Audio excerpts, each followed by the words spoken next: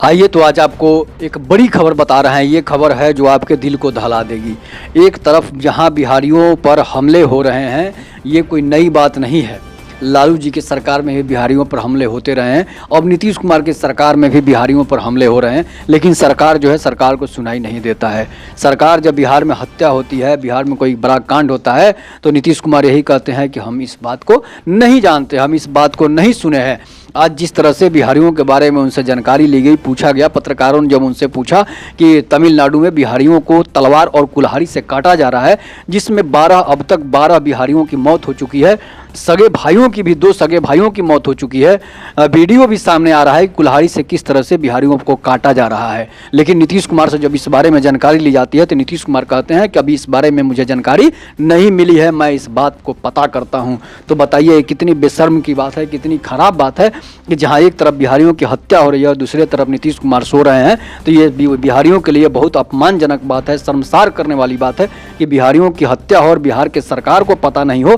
तो ये एक बहुत बुरी खबर है बिहारियों के लिए, जो वोट देकर किराए से के लेकर और भाड़े पर वोट देने आते हैं और फिर कमाने दिल्ली चले जाते हैं। ऐसे बिहारियों को शर्म करने की बात है कि आपकी हत्या हो रही है और आपका सरकार सो रहा है। जैसे कि कहावत था पहले, कहाँ राजा अंधेर नगरी चौपट राजा, तो समझिए कि अंधेर नगरी और चौपट राजा है यहाँ का। बिहारी जिस तरह से अंधेर नगरी में रह रहे हैं, वो चौपट राजा के पास रह रहे हैं, तो समझिए कि ये बिहारियों के लिए शर्म की बात है। ऐसे बिहारियों को जीने का अधिकार नहीं है। जो बिहारी ट्रेन में भाड़े लेकर वोट देकर देने आते हैं और अपने जाति को वोट देकर फिर दिल्ली कमाने चले जाते हैं, आप वैसे नेता को वोट दीजिए जो कि आपके लिए रोजी रोटी का व्यवस्था दूसरे प्रदेश में नहीं, यहाँ पर करे, बिहार में करे। बिहार में प्रशांत किशोर का एक बयान आता है कि बिहार सरकार ने एक ही उद्योग फैक्ट्री लगाया है, वो है मजदूरों की फैक्ट्री। ये बात उनका बुरा नहीं है, ये बात उनका सत्य है। और इस बात को आज तमिलनाडु में लोगों ने बिहारियों को मारकर साबित कर दिया कि बिहार में मजदूर की फैक्ट्री है, जहाँ पर बिहारी 3000 पर काम करते हैं। तो समझिए कि जहाँ पर 10,000 रुपया, 20,000 रुपया, 50,000 तक पेमेंट मिलता है तमिलों को, वहाँ पर बिहारी जाकर 3,000, 4,000 में अपना पैसा कमा रहे हैं। तो समझिए कि ये उनका पेट जो है, पेट नहीं चल रहा है, वो सिर्फ जीने के लिए कमा रहे हैं, सिर्फ जीने के लिए कमा रहे हैं ऐसे बिहारी। और बिहार सरकार को शर्म आनी चाहिए।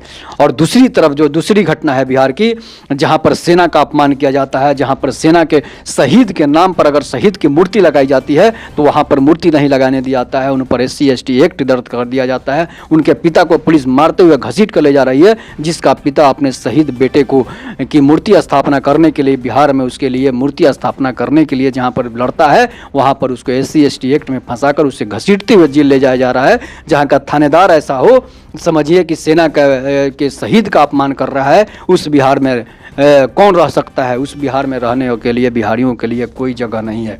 वैसे बिहारियों को शर्म आनी चाहिए जो बिहारी इस मुद्दे पर नहीं बोल रहे हैं, सरकार के खिलाफ आवाज़ नहीं उठा रहे हैं। ऐसे बिहारियों को शर्म आनी चाहिए जहाँ पर सेना का अपमान होता है और बिहार सरकार चुप रहती है, बिहारी चुप रहते हैं। ये एक बहुत बुरी खबर है बिहारियों के लिए, जिसमें जहां पर बिहारियों को सेना का अपमान होता है, जहां पर सेना के शहीद का अपमान होता है, जहां पर जो आदमी शहीद हो चुका है, अपने देश के लिए जान गंवा चुका है, उसकी मूर्ति स्थापना के लिए सरकारी ज़मीन पर उसके साथ अपमान उसको सहना पड़ रहा है। तो समझिए कि ऐसे बिहार में बिहारियों को रहने का अधिकार नहीं है। ऐसे बिहारियों को शर्म आनी चाहिए जो कि सेना का अपमान करता हो, जो कि शहीद का अपमान करता हो, उसके परिवार का अपमान करता हो। वैसे बिहार में आप कहाँ रहेंगे? जब शहीदों को सम्मान जहाँ नहीं मिलेगा, वैसा सरकार का आप हमेशा विरोध कीजिए, ताकि वो सरकार को भी चेतावनी मिले कि जहाँ पर शहीद का अपमान होता है वहाँ पर जनता चुप नहीं रह सकती है। लेकिन बिहारियों को चुप रहना भी उनको समझिए कि अपमान लगता है कि हम अगर बोलेंगे तो इसमें हमको समस्या होगी। तो आप अगर शहीद के लिए आवाज़ नहीं उठा रहे हैं तो समझिए कि आपका जीने का अधिकार नहीं है। अगर आपका बेटा सेना में जाता, अगर आपका पोता सेना में जाता हो, अगर आपका भाई सेना में जाता हो और वो शहीद हो जाए, उसके मूर्ति स्थापना के लिए आपको घसीट कर जेल में ले जाया जाए, तो समझिए कि आप इस घटना आपके साथ भी हो सकती है। तो इसलिए आप आवाज़ उठाइए, इसलिए कि आपका भी बेटा है, आपका भी भाई है, आपका भी पोता है, वो भी सेना में जा सकता है, वो भी शहीद हो सकता है। तो ऐसे बिहारियों को शर्म आनी चाहिए जो आवाज़ नहीं उठा रहे हैं, और उससे सरकारों को भी शर्म आनी चाहिए जो अभी तक उस थानेदार पर कार्रवाई नहीं करता हो, और जो कि वैसे थानेदारों को निलंबित नहीं करता हो, उसे थानेदारों को जेल में नहीं डालता हो जो शहीद के पिता का अपमान करता हो। तो ये बिहार सरकार जो है चुप पर बैठी हुई है, तो समझिए कि बिहार का नहीं, बिहारी का ही नहीं, बिहार का, पूरे बिहार का अपमान है, पूरे देश का अपमान है। इस पर मोदी सरकार को भी संज्ञान लेना चाहिए कि आखिर शहीद के साथ ऐसा भद्दा मजाक क्यों हो रहा है। एक बहुत बड़ी खबर थी जो मैंने आपको 2 खबर बताया। तो तब तक के लिए नमस्कार। आप चैनल को सब्सक्राइब कीजिएगा, लाइक कीजिएगा, शेयर जरूर कीजिएगा। जय हिंद, जय भारत, वंदे मातरम।